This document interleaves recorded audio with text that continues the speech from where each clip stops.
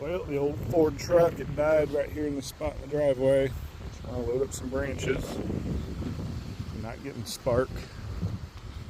Popped the hood the other day and noticed the wire on the coil was red hot.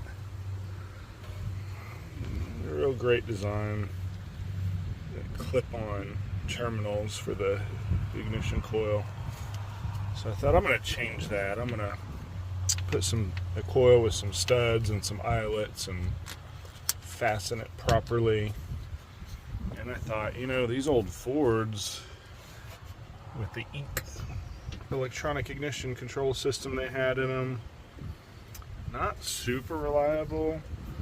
And plus the wiring on my truck was already kind of damaged, so I just have it wired in, hardwired in like that. I'm going to go back in time and eliminate this modern electronic ignition stuff. I'm going to go back to points. I have the opinion that points ignition systems tuned properly will start easier, faster than any electronic ignition, because all you need is one little turn of the cam lobe on the distributor and you have spark. Not waiting to see RPM going all the way back to the control box and then back over to the plug and the coil. I mean, electronic ignition is great for a lot of folks, works really good, but I like the old school stuff, so I'm going to put a points distributor on it. We'll see how it goes. Oh, simplicity. I like it. Let's see if it fits.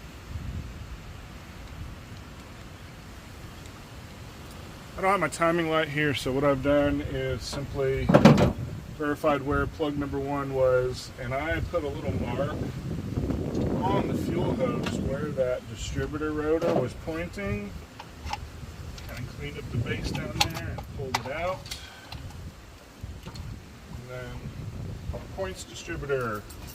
I did go with the brand new one from the parts store. It's, you know, just a Chinese made, but this one was too. This one was pretty new. Had to replace it a while ago because the pin came out. But 1970 Ford LTD, 71 LTD with a 400 had points ignition. So that's what I looked up to get it. Like I said, as long as that rotor is pointing exactly at the same spot, we're going to be pretty close. Just need to get it fired up and then I'll, get it tuned. So luckily that distributor came out very easy because it had just been out not long ago.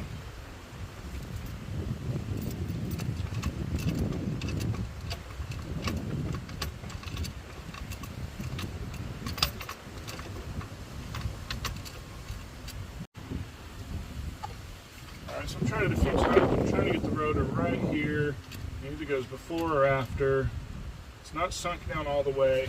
When you pull the rotor, pull the distributor out, that gear twist with the camshaft, and then it also twists the oil pump drive. So then the oil pump drive has spun, and then this twist in, it doesn't always line back up with the oil pump drive. So I know my rotor needs to be right there. It's going in the right direction, but won't hop down all the way. So I don't recommend this, but what I'm going to do is I know that that's when it drops all the way in, that's going to be where I want it. I already know it. I'm sure of it. So I'm going to bump the key, and that turns the crank and the camshaft, but the oil pump's not going to move because it's driven by the bottom of the distributor. So hopefully when I bump the key, everything else will move, and then it'll line up to the oil pump shaft. We'll see.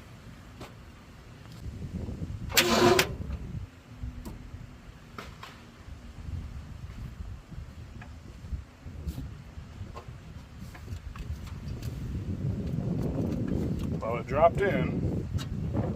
My rotor spun, so I have no idea if it's accurate, but in my head, I think it'll work. We'll see. Alright, my wiring's not the best. I've got this box of supplies I brought from the shop. A couple extra wires. I did utilize some of the original stuff that was on there. And I went with a ballast resistor. The Fords would have had a resistor wire, but a new resistor wire was like 40 bucks, whereas a Chrysler ballast resistor was like $5. They always say keep a spare one in your glove box, so I'll keep a spare one. But I just figured out which wire was hotkey in run. In run, it goes through the ballast resistor to drop the voltage down to the points so it doesn't burn the points up. And then over here,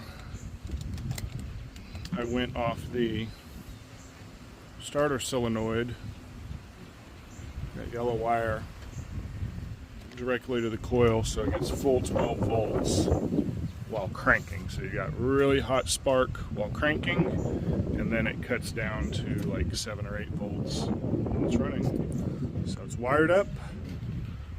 Let me get the plug wires on there and see if it runs. Alright, plug wires are on. I'm not real happy with the set. They're not really tight fitting. I'll have to go back and redo some of these terminals and kind of clean it up, but just got the wires on. Firing orders on the intake right here. On the Fords, it's 1, 2, 3, 4, 5, 6, 7, 8 on that side. But wired up. Timing is eyeballed. I'm gonna turn the key, see what happens.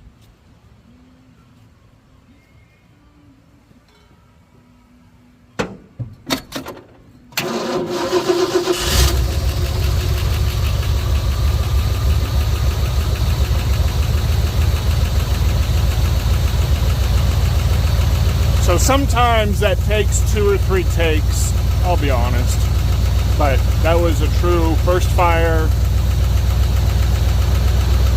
on just stabbing it by eyeballing it. This thing hadn't run in a while, it's been stuck in this spot, so I'm happy. I'm gonna clean up the wiring, clean up the wires, but I can move the thing. I'm very happy about that. So.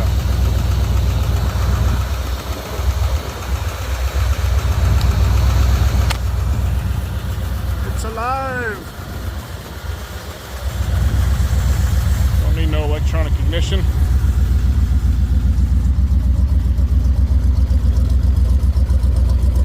Not even tuned.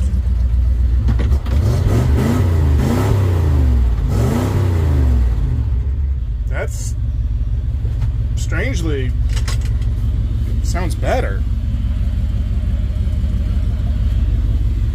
So we'll see how it runs.